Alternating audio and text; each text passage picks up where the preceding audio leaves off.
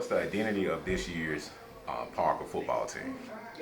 The identity of this team this year is, to prove Donald's wrong with the guys we left out this building. This is a different type of team we have, and we do have a championship mentality, and the championship goal this year is as any other year we've been here. The guys know how to win, and bringing the younger guys with them, understand how we do things.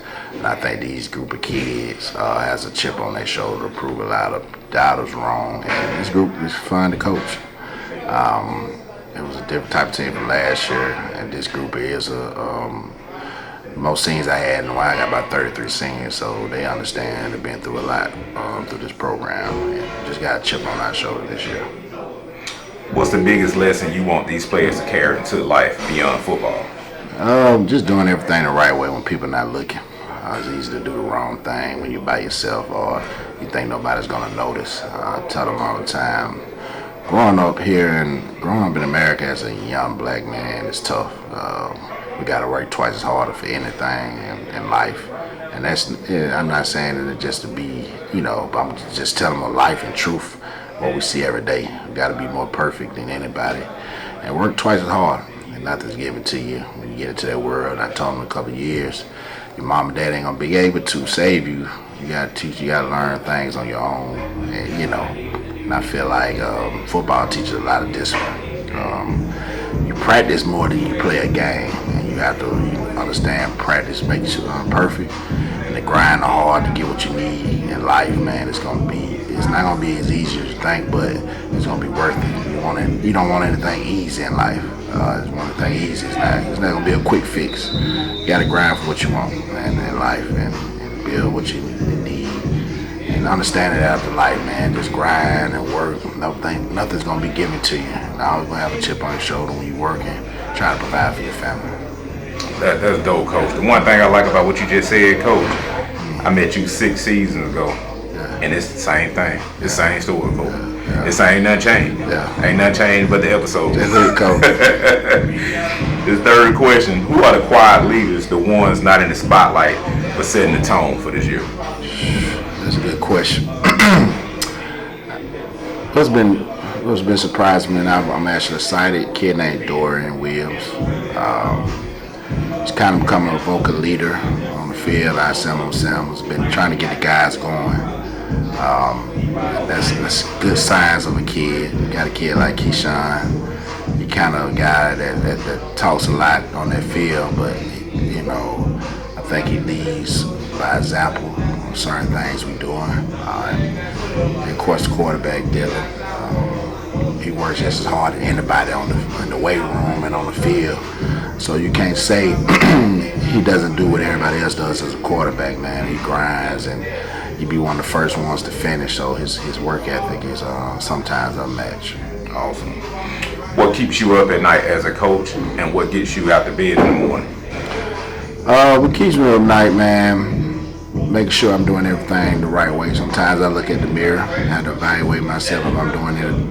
If I'm treating every kid the same, or did I do this situation right for this kid, and how much grace can I give, and make sure I'm not, how you said, not just worried about the kid on the football field, but off the field also.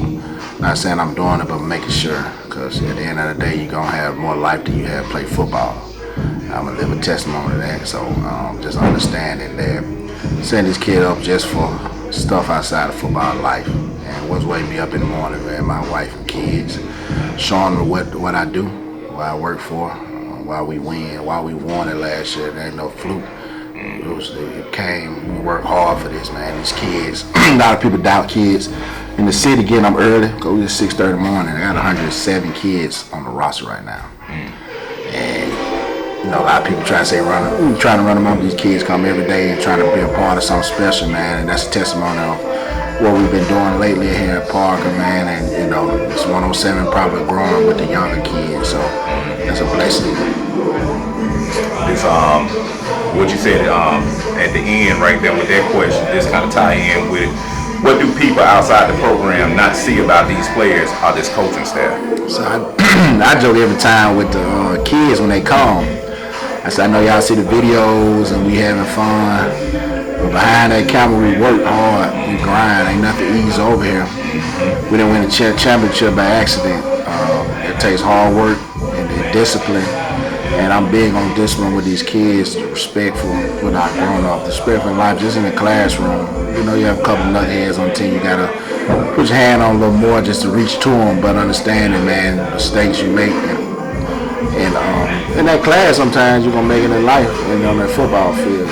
They go hands in hand. You lazy in that classroom, you're gonna be lazy on the football field. So understanding they both of them go hand in hand, I preach that a lot.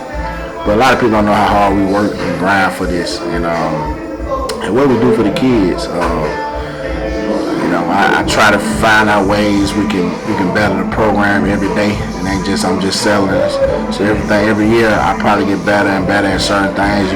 Because all the kids that graduated big ball, man, you did this for this group. I said, I'm trying to get better and better every year. So that's something we do. We grind and work hard over here, Paul. Yes, sir. This last month, Coach. If this team reaches its full potential, what does that look like by the end of the season? We all know the blue map. Whatever we do what we're supposed to. There's a lot of challenges out there, and I say it's going to be easy. But we do what we're supposed to. We the potential. We can all know the blue map again this year. Yes, sir. Appreciate it, Coach. I got you. Appreciate you.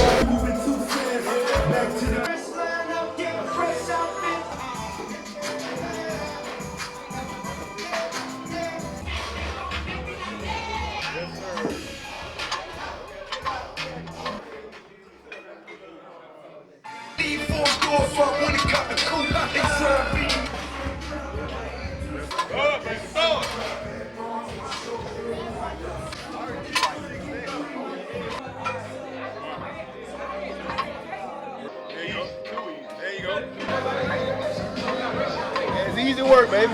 No days off, no plays off.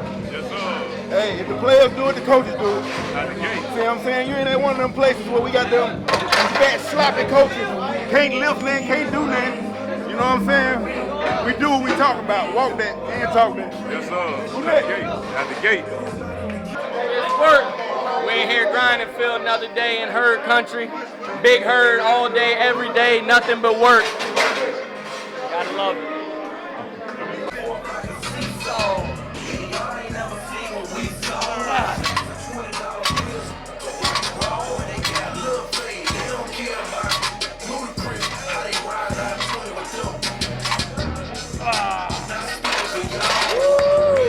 Yeah, baby, we in here. Get it up, JQ. Yeah.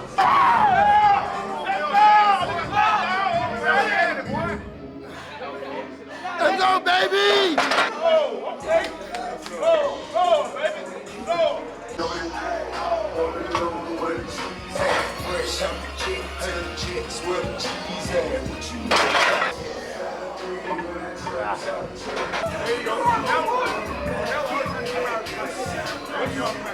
That's great work. And every Thursday, that needs to be the tone, all right? Let's compete. Let's get after it. Let's push each other. It's about the work, all right? At the end of the day, it's about the work. What's up, man? Hey, answer me this right here. Who on the team pushes you the most? Let's see. I'll probably take Rob or Pootie. Them the two main ones, Rob or Pootie. They push you the most? Yeah. Who push you the most, Trey? It could be coaches or players. Oh, you coach too? Coach Shep, most definitely. Definitely Coach Shep. Definitely Coach Shep. Coach Shep, Johnny, probably Keyshawn. I'll go against them a lot. So. What's your why? Family. That's really the thing. Family and be in a better situation just to create generational wealth for real. I'm feeling that. What's your why, Trey? So family, then I'd be the first like to go D1 and like family history and stuff like that. So that's kind of cool to me. Cause y'all both going D1. Yeah. Like, so like really, I had an uncle that went D1, but like he didn't finish college ball. So like it was there for me to go and finish it and make it to the NFL. So I'd really be the first one to make it all the way through. Same thing. Lord's will, that's the goal, man. That's the goal. Y'all in good position, man. Y'all just gotta stick to the process. That's it. All right, Coach. What does a successful practice look like to you? Successful practice. Being conscientious of the mistakes you make, a lot of effort, flying around, which I guess piggybacks off effort. It's not a whole lot, like I said. I think when you know, the whole point of practice is when you make those mistakes, if you can just kind of learn from them quick, and maybe not even that day, but the day after. That's the whole point. I was telling the other guys the other day, football is unique, where we're only playing hopefully 14, 15 games a year if we get to the journey like we want to get to it, but you're practicing year round. It's not like basketball, it's not like baseball where you're practicing 2-3 times a week and then you're playing, a bunch of games throughout the year, 30, 40, 50 games. So I think that's the biggest thing, is just kind of being conscientious of the mistakes you make, because you're going to make mistakes. Taking coaching, not getting flustered with maybe how it's said, and just understanding the message. But so those are my 3 things: understanding the message of why you're getting coached on the instruction of what you're doing, learning from the mistakes and building on it maybe within that practice or the next day, and then just high effort and building that mentality, because the whole point of the game is to make it easy. If practice is really hard, then Friday nights are going to be easy. Appreciate that, Coach. Yep. All right, you ready? What's up, man? I got my camera shine, bro. What made you want to coach at Parker? Just the tradition, just the history.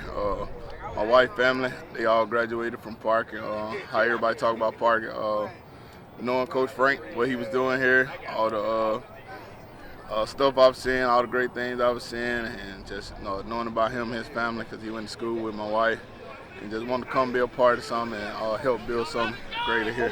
What motivates you every day to come back and pour into the team? The motivation is me not being able to pursue my dreams in football, so I don't want the kids to make the same mistakes I did. I want them to get the best out of using this football to go change people's lives, change their lives, their family lives, and use this game to build generational wealth and all that types of stuff, man. So that motivates me every day. Thank you, Coach. Sure. Appreciate that. Coach, What's up? so how do you handle a player who's talented but lacks discipline? Talented but lacks discipline. You motivate them. Yeah, motivation. Now, a lot of times when they lack discipline, the best way to motivate them is negative motivation. You know what I'm saying? So, you don't get it right the first time, you repeat over and over again. Through that repetition, it forms discipline, because you're going to start to do what you're supposed to do without even thinking about it. You know what I'm saying? But that's just like for us adults, It ain't just for players, it's for coaches too, So, we walk it and we talk it, you know what I'm saying? So that way, they're able to have the same discipline they see their coaches have. Appreciate that, Coach. How do you help build trust and chemistry among your players? Brotherhood. Start off brotherhood, making these guys know your teammate. Learn each other, learn their names, know where they come from, know what situations they've been through, and like most of everybody out here has been through the same stuff. So just building the brotherhood once upon each other, and just communicate. That's the top thing in anything you're dealing with sport. Communicate with each other and have understanding for real. Appreciate that, Coach. No problem. All right, Coach. How do you prepare your players for high-pressure game moments? That answer may seem hard, but it's really easy. It's what you do during the week. So what we do Monday through Thursday, what we put these guys through, I think that's what prepares them for a high-pressure game Friday. Like, we try to stretch them out mentally and physically so Friday becomes easy. All right, Cree, what does Juneteenth mean to you? Juneteenth means a lot to me. Coming from southern Mississippi in Hattiesburg, we used to always celebrate it. And here in Birmingham, they celebrate it as well. But it means freedom. Here at the historical age Parker High School, we have a lot of urban kids, and so Juneteenth just means freedom to me. Thank you, Cree. You're welcome. Jimmy, what does Parker Pride mean to you? A good school. A good school? Yeah. How long you been at Parker, Jimmy? About 19 years. About 19 years? How long you been under Frank? About 5. About 5. So that's 6 seasons right here. Yeah, right. Okay, same as me. Appreciate that, Jimmy. Anytime. Got a question for you. All right. If this team reaches its peak, what can they accomplish? Honestly, man, we can repeat. We can go back for another 6A state title. They're very talented. You know what I'm saying? Got a bunch of guys on here that has a lot of playing experience, and you know we got a chance to definitely repeat. Yes, sir. Yes, sir. Appreciate that, coach. The field being around all these black people.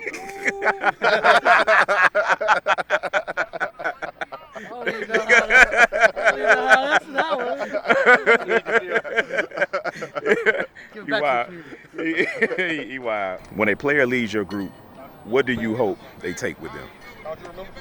Resilience. I want to teach my kids no matter what, everything's going to be hard. It's just life. That's how life is. So I want to teach my kids more lessons to take on with them in life, not just football. Appreciate that, coach. No problem.